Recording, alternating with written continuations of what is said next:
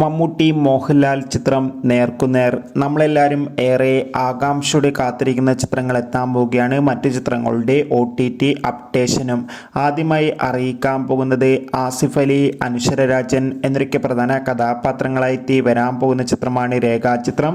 ചിത്രം നാളെ ജനുവരി 9 തിയേറ്ററുകളിൽ എത്തുമെന്ന് കൺഫേം ആക്കിയിട്ടുണ്ട്. കാത്തിരിക്കാം ചിത്രത്തിൻ്റെ റിലീസിനായി.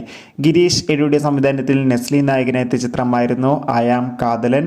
ചിത്രം ജനുവരി 17 മുതൽ നമുക്ക് മനോരമ മാക്സ് എന്ന OTT പ്ലാറ്റ്ഫോമിലൂടെ ആസ്വദിക്കാൻ വേണ്ടി സാധിക്കുന്നതായിരിക്കും.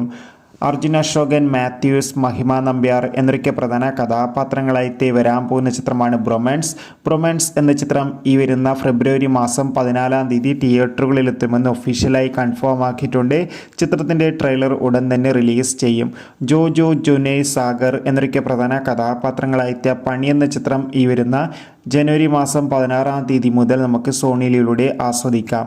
മമ്മൂട്ടി നായകനായിട്ട് വരാൻ പോകുന്ന ചിത്രമാണ് ഡൊമിനിക്. ചിത്രത്തിൻ്റെ ഒഫീഷ്യൽ ട്രെയിലർ ഇന്ന് റിലീസ് ചെയ്തിട്ടുണ്ടായിരുന്നു. മികച്ച അഭിപ്രായം തന്നെ സ്വന്തമാക്കാൻ വേണ്ടി സാധിച്ചിട്ടുണ്ടായിരുന്നു. ഡൊമിനിക് എന്ന ചിത്രം ഈ വരുന്ന ജനുവരി 23 ആയിരിക്കും റിലീസ് ചെയ്യുക. അതോടുകൂടി തന്നെ തരുൺമൂർത്തിയുടെ സംവിധാനത്തിൽ മോഹൻലാൽ നായകനായിട്ട് വരാൻ പോകുന്ന ചിത്രമാണ് തുടരും. ചിത്രത്തിൽ മോഹൻലാൽ കൂടാതെ ശോഭന പ്രധാന വേഷത്തിലെത്തുന്നുണ്ട്.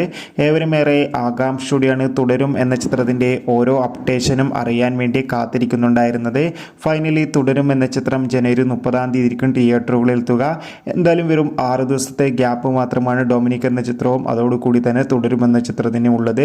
എന്തായാലും ഈ ഒരു 2025 ആദ്യ പകുതി ആര് തൂക്കുമെന്ന് തീർച്ചയായും കമൻറ്റ് ചെയ്യുക. നിങ്ങൾ ഏത് ചിത്രത്തിനാണ് കാത്തിരിക്കുന്നത് കമൻറ്റ് ചെയ്താൽ തുടരുമെന്ന ചിത്രത്തിനാണോ അതോടുകൂടി ഡൊമിനിക് എന്ന ചിത്രത്തിനാണോ? അടുത്തൊരു വീഡിയോയിൽ കാണുമ്പോഴേ അവർക്കും ബൈ ബൈ.